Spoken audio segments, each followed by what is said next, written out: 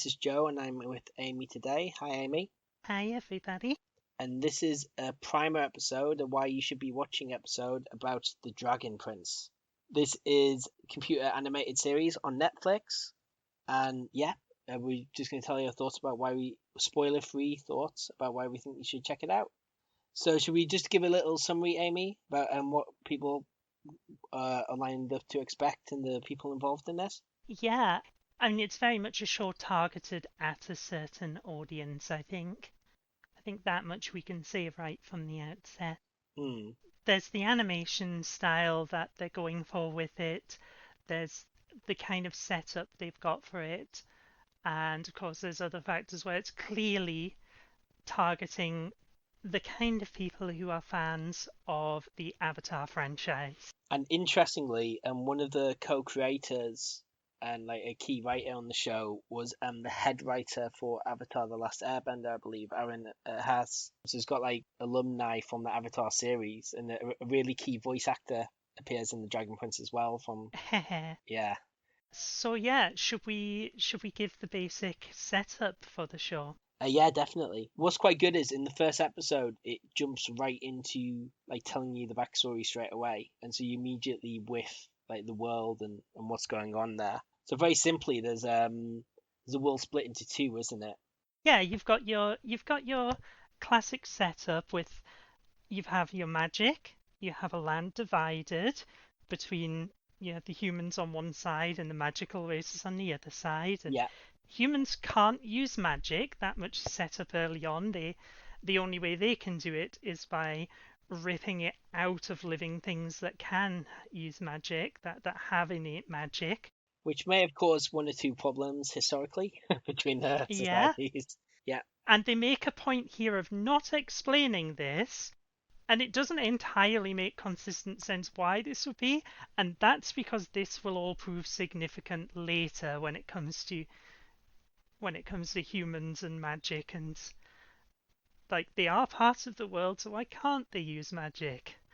They also do an interesting thing that Ruby did with the opening narration for that show, where you have the narrator doing the voiceover there, and that's a character who won't be introduced until quite a bit later. yeah. When you said Ruby, I had to think for a sec because it's not it's Ruby RWBY, isn't it? It's that series. Yeah, Yeah, so it kind of got a very classic fantasy setup, let's say. So if you're a fan of like either not just Avatar but fantasy in general, like you're immediately thrown into, you got dragons very obviously from the title, but you got all these different magical creatures you and got your elves elves. feature heavily, yeah, and like a world divided, different sources and types of magic thrown in there. So a very classic fantasy setup, which is very similar to lots of other shows, movies, and media out there. I think it's fair to say it's got some classic like themes there, doesn't it? But then right early on, it drops you straight into introducing all of its characters. Again, very much the way Avatar did with setting up your team Avatar.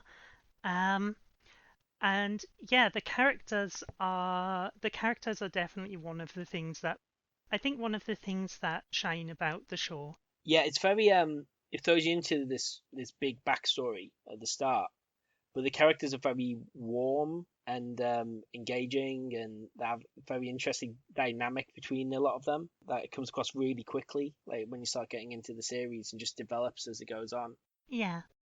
It's quite an easy watch, isn't it? You're immediately sucked into just following these characters who the main characters especially you initially just like, don't you? They're likable. Yeah, I mean, even the nice thing is, even the ones that are being set up as more antagonistic, like again, it does the thing of having you at least interested in them from the start. So you have your characters like the kids of the obvious bad guy. In case anyone misses it in that first episode, pay close attention to what the title is of the book that Claudia is reading at the start when she first shows A little hint there, yeah. So there are also like up. fun Easter eggs like that, aren't there? Definitely. There are Easter eggs like that, yeah. And it's weird, like it's funny you say that because a couple of my favorite characters, like on the first, on my first watch through of the series, were the ones who were kind of meant to be the bad guys. But Hmm. like I could kind of see the perspective, and I mean, it still has definite bad guys, and these things are good, these things are bad. It's not like but it still has just all every character, whichever side they're on, like they're all like really well drawn. And they got a detailed backstory and got a really interesting personality. Several seasons into it, not to spoil or anything, but several seasons into it, you're still trying to figure out if one of them is more a Zuko or an Azula. Yeah, so Avatar fans will definitely connect with that. So it's got some. So it's not a big surprise that as I say, it was co-created by one of the key creative talents working on Avatar: The Last Airbender. One of the main characters is voiced by is it Jack Cena? Is that a name? The guy who also did Sokka, it was Hmm. Sokka's voice in The Last Airbender. Which when I first watched the series, it was like I recognize that voice.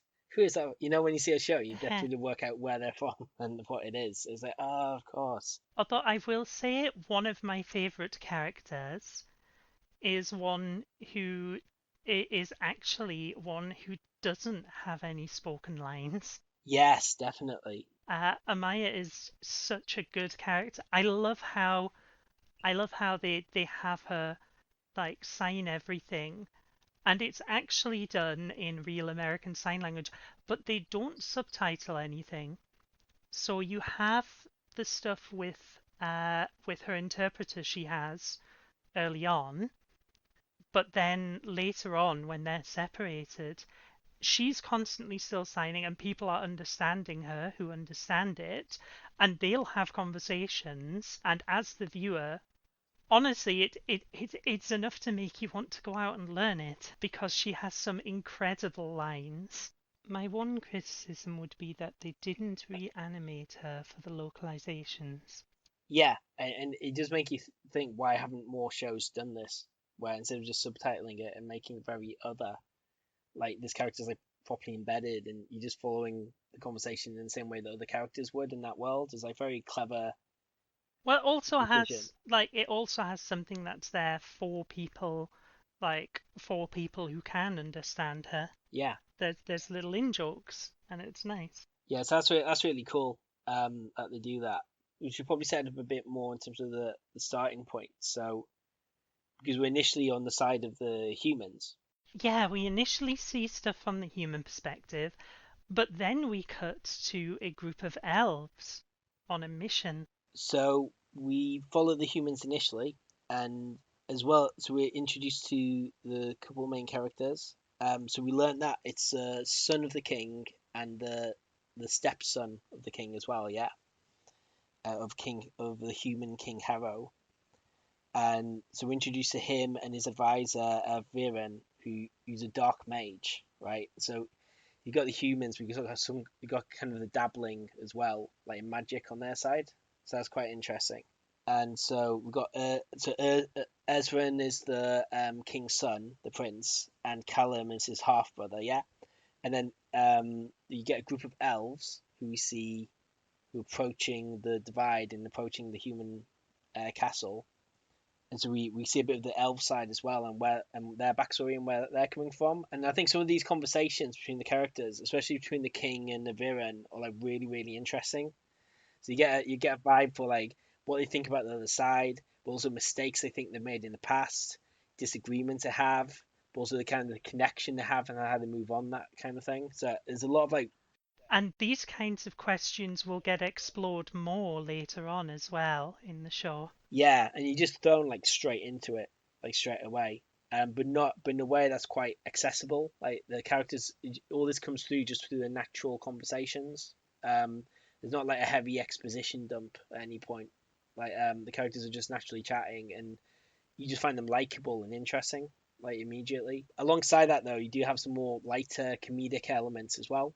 Yeah, the show definitely does the humor well. You got a case of Ezra and like being obsessed. Is it jam tarts he's obsessed with? Like this food he keeps stealing early on, and he's got a very cute. It's a creature that keeps like changing colors.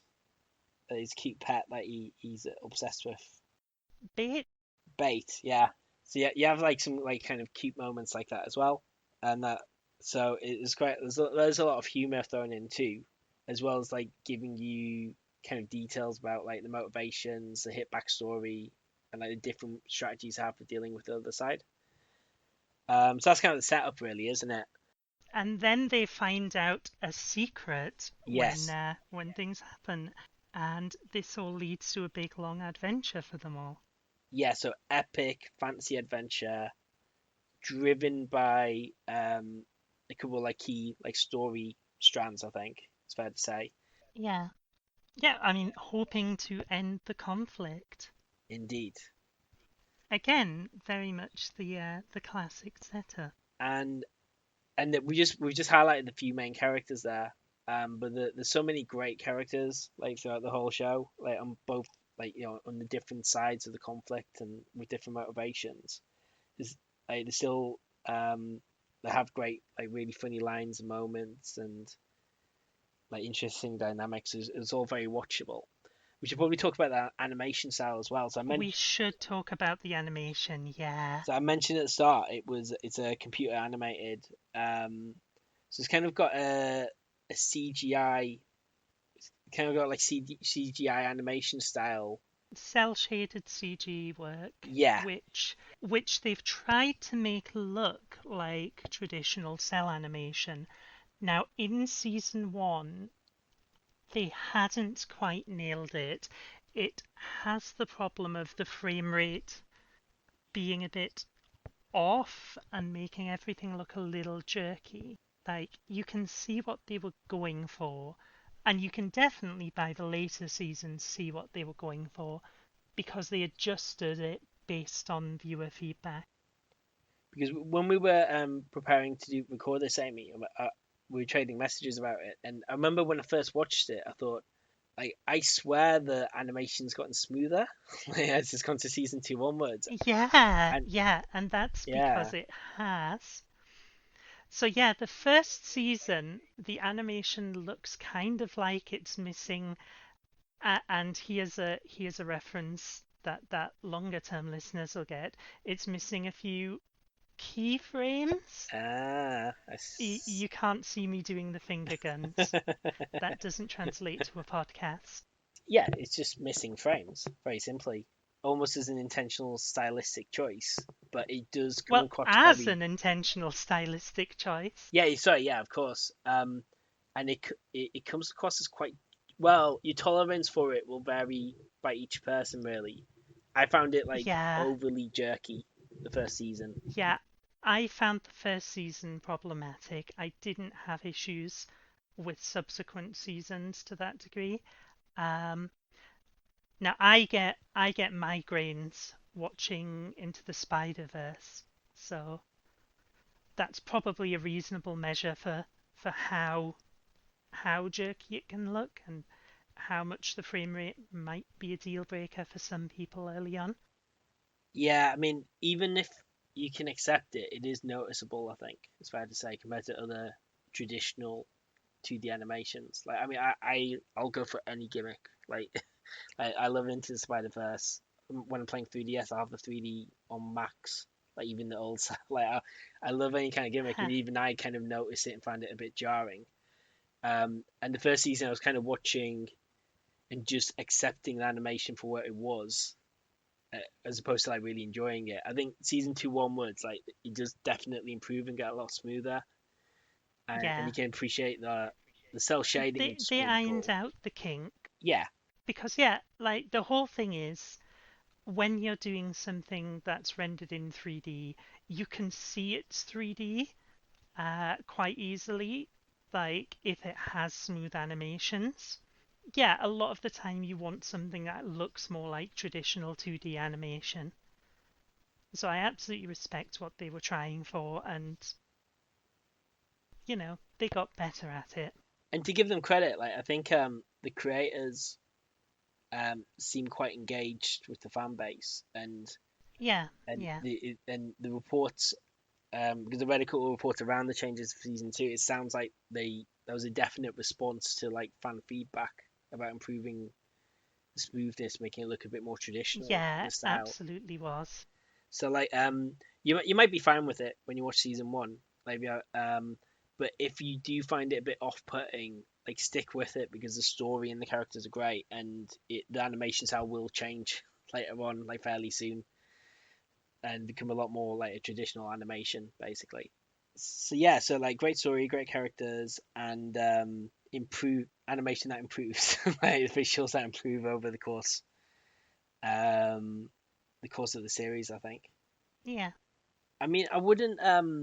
It's a really fun series, and I think the politics of like the world are done really well. Like you can totally see the Yeah, that's difference. always really interesting, Yeah, especially later on when you get some of the characters from the other human kingdoms involved and the backstory of how things got to where they are, because that's revealed more over time.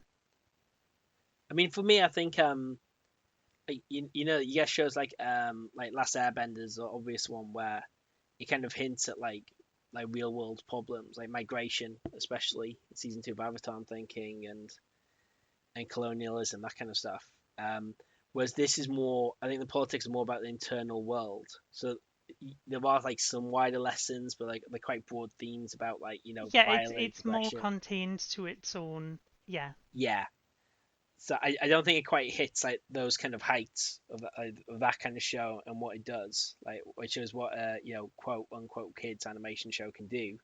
But there's still a lot of like if you enjoy the politics of its world and the backstory and seeing how the conflict plays out very simply, and the kind of epic adventures, the cool use of magic they have throughout the story, that kind of thing, um, then you can get into it. It's a lot of fun.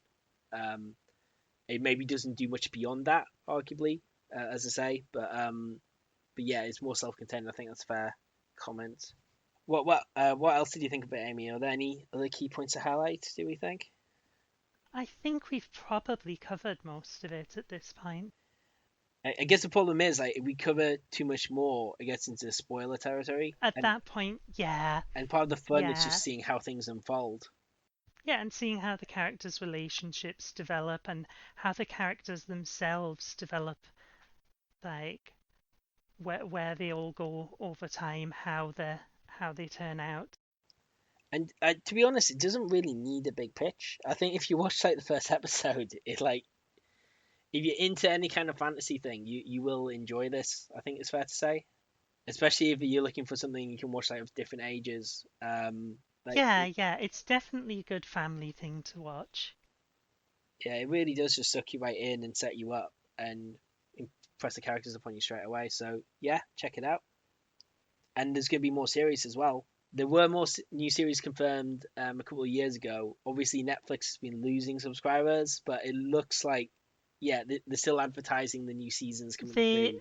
they confirmed it for several new seasons. They've been in production for a while, Yeah, and the latest one, which begins a multi-season arc similar to the first few seasons, is starting in this November.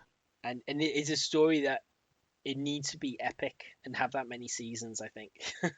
I think that's part of the fun of it. Well, it's a good thing it got renewed for the next few.